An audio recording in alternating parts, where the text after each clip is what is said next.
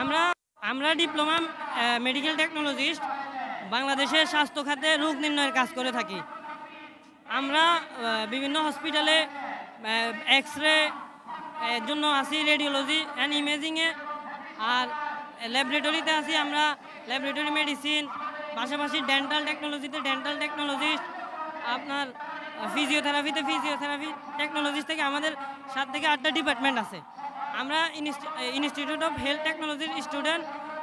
আমাদের এখানে 2টা বর্ষ আছে, 2022-23 এবং 23-24 বর্ষ।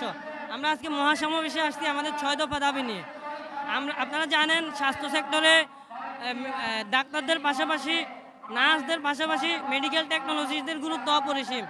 উন্নত বিশ্বের স্বাস্থ্যসেবায় মেডিকেল টেকনোলজিস্টদের জন্য উন্নত সুযোগ সেবা থাকলেও বাংলাদেশের প্রেক্ষাপট সম্পূর্ণ উল্টো। আমরা দেখতে পাচ্ছি বাংলাদেশ স্বাস্থ্য ব্যবস্থার মধ্যে ডাক্তার এবং নার্সদের জন্য নার্সকেন্দ্রিক স্বাস্থ্যসেবা হয়ে গেছে।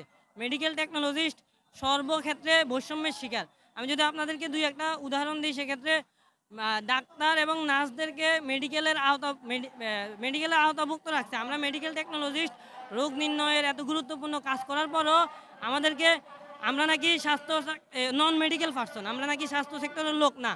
এই সমস্ত আইন 2018 সালে ফ্যাসিস্ট সরকার বাস্তবায়ন করছে, যা আমাদের সাথে চরম বৈষম্য, এবং আমরা এটাকে ঘৃণিতভাবে দেখতেছি।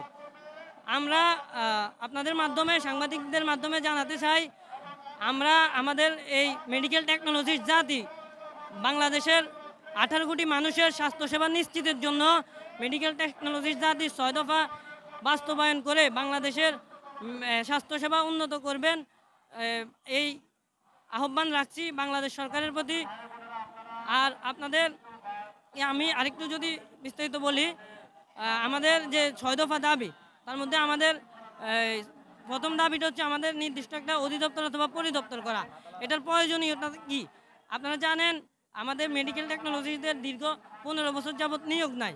এই যে নিয়োগ দেওয়া, বদলি করা, পদায়ন করা, এগুলোর জন্য আমাদের কোনো অধিদপ্তর বা পরিদপ্তর না থাকায় আমাদের এই সমস্যাগুলা দিনের পর দিন বৃদ্ধি পাইতেছে। আমরা 16-15 বছর যাবৎ কোনো নিয়োগে পাই নাই।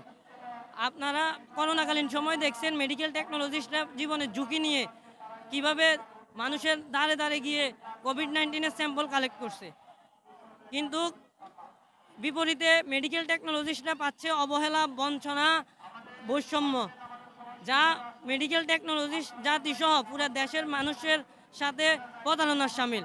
আমরা চাই অন্তর্বর্তীকালীন সরকার, যারা ছাত্রদের গণ-অভ্যুত্থানের সরকার দাবি করে, তারা বিভিন্ন সেক্টরের ন্যায় স্বাস্থ্য সেক্টরটাকে বৈষম্যমুক্ত করবে, মেডিকেল টেকনোলজিস্ট জাতিকে তাদের প্রাপ্য সম্মান ফিরিয়ে দিবে, তাদের প্রাপ্য অধিকার ফিরিয়ে দিবে।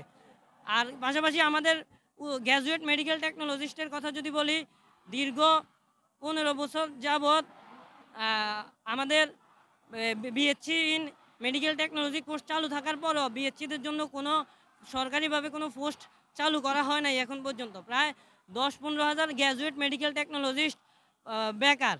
আমরা চাই যত দ্রুত সম্ভব গ্র্যাজুয়েট মেডিকেল টেকনোলজিস্টদের জন্য পদ সৃজন করে তাদেরকে নিয়োগ দিয়ে দেশের স্বাস্থ্যসেবায় অংশগ্রহণ করার সুযোগ দিবে।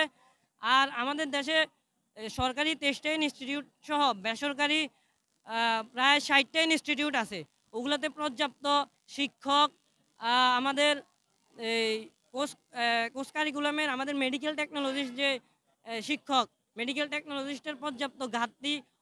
আমি নতুন যে প্রতিষ্ঠানগুলো আছে ওগুলোতে একদমই মেডিকেল টেকনোলজি শূন্য, নামমাত্র 2-1 জন শিক্ষক দিয়ে প্রতিষ্ঠানগুলো চলতেছে।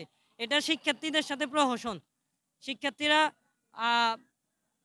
সঠিকভাবে শিক্ষা আর মান নিশ্চিত করতে পারছে না শিক্ষকদের অভাবে, পাশাপাশি তারা গবেষণার সুযোগ পাচ্ছে না। আর আপনার স্বাস্থ্য সেক্টরের সবচেয়ে বৈষম্য যদি বলি আরেকটা, আমাদের মেডিকেল টেকনোলজি যে প্রতিষ্ঠানগুলা, এগুলো আমাদেরকে এমন এমন এমন জায়গায় রাখছে, মনে করেন জেলা থেকে মিনিমাম আমাদের প্রতিষ্ঠানটা 45-50 কিলোমিটার দূরবর্তী স্থানে। সেক্ষেত্রে আমরা জেলাতে আসতে আমাদের যে কোনো কার্যক্রমের জন্য আমাদেরকে দুর্ভোগ পোহাইতে হয়। তো এটাও আমরা মনে করি মেডিকেল টেকনোলজিদের অভিভাবক না থাকার কারণে, মেডিকেল টেকনোলজি জাতির অভিভাবক না থাকার কারণে আমাদের এই দুর্ভোগটা পোহাইতে হচ্ছে।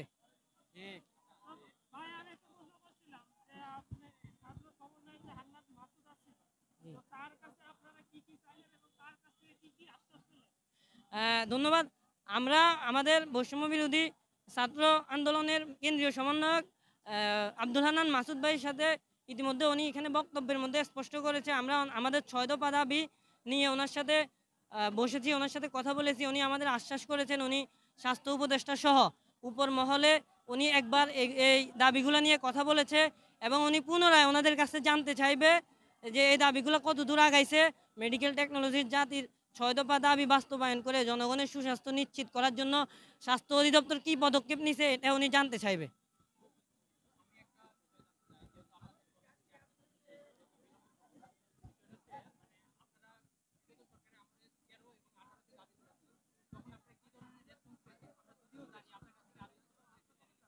আমরা বিগত দিনে 1980 সাল থেকে যে এই দাবিগুলো নিয়ে আপনার আন্দোলন সংগ্রাম করে আসছে, সেই সময় থেকে আমাদেরকে বিভিন্নভাবে আশ্বাস দেওয়া হচ্ছে যে আপনারা এটা আপনাদের অধিকার, আপনারা পাবেন।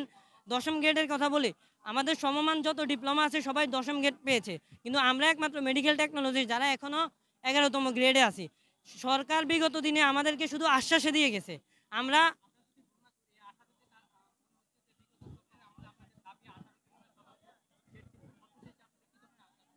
আমাদেরকে বলা হয়েছে আমাদেরকে 10ম গ্রেড দিবে, কিন্তু আপনারা যাতে 2024 সাল আসছে এখন পর্যন্ত আমাদের 10ম গ্রেড নিয়ে কোনো কিছুই আপনারা দেখেন নাই।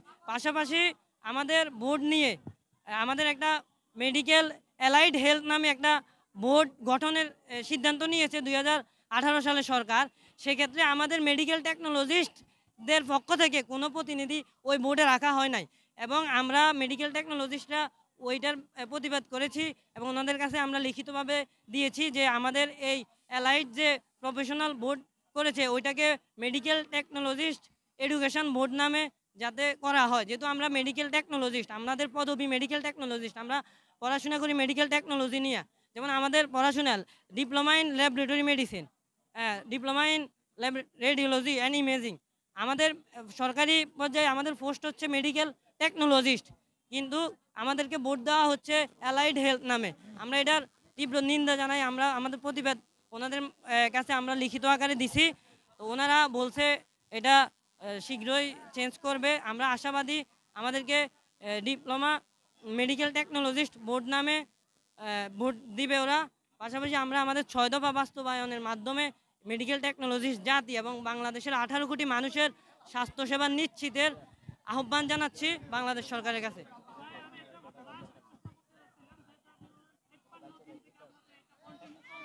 জি,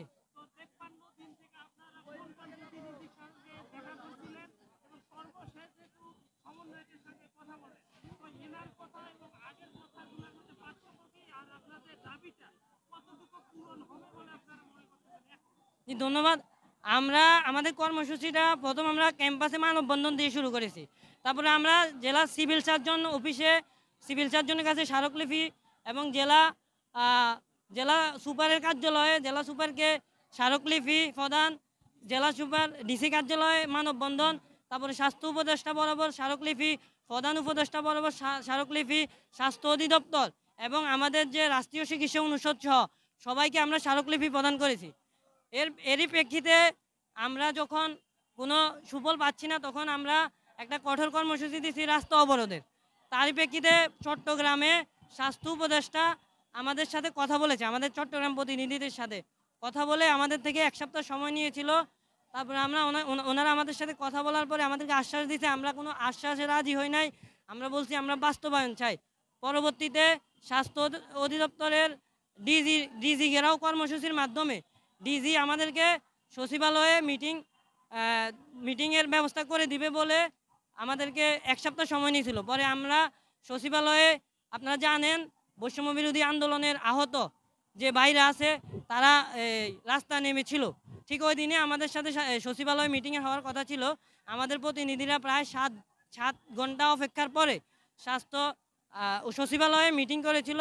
ওখান থেকে আমাদেরকে বলা হয়েছিল আপনাদেরকে নিয়ে বসা হবে সচিবালয়ে, যেহেতু ওই দিন ঝামেলা ছিল, ওই দিন আমরা আমাদের দাবিগুলা ওখানে উপস্থাপন করতে ওইভাবে পারি নাই।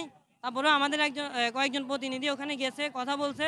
পাশাপাশি স্বাস্থ্য অধিদপ্তরের ডিজি মহোদয়, স্বাস্থ্য শিক্ষা অধিদপ্তরের ডিজি সহ পরিচালক সহ ওনাদের মাধ্যমে আমরা কথা বলেছি। ওনারা আমাদেরকে আশ্বাস দিয়েছে, ওনারা আমাদের দাবিগুলা নিয়ে কথা বলতেছে। আমরা কোনো আশ্বাস চাইতেছি না, যেহেতু আমরা 40 বছর যাবৎ বিভিন্ন আশ্বাস পেয়েছি। আমরা আর আশ্বাস চাই না, আমরা আবার বাস্তবায়ন চাই।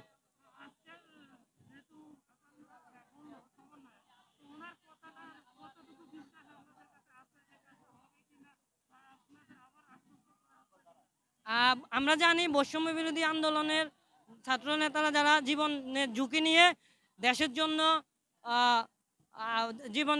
দেশের জন্য লড়েছেন, তারা সমস্ত ক্ষেত্রে বৈষম্য নিরসনের জন্য কাজ করতেছেন। আমরা ওনাদের কথা অবশ্যই শ্রদ্ধা করি, সম্মান করি। ওনারা আমাদেরকে আশ্বাস দিয়েছেন। আমরা সেই প্রেক্ষিতে আমাদের আজকে 1 সপ্তাহের আলটিমেটাম দেওয়া হয়েছে।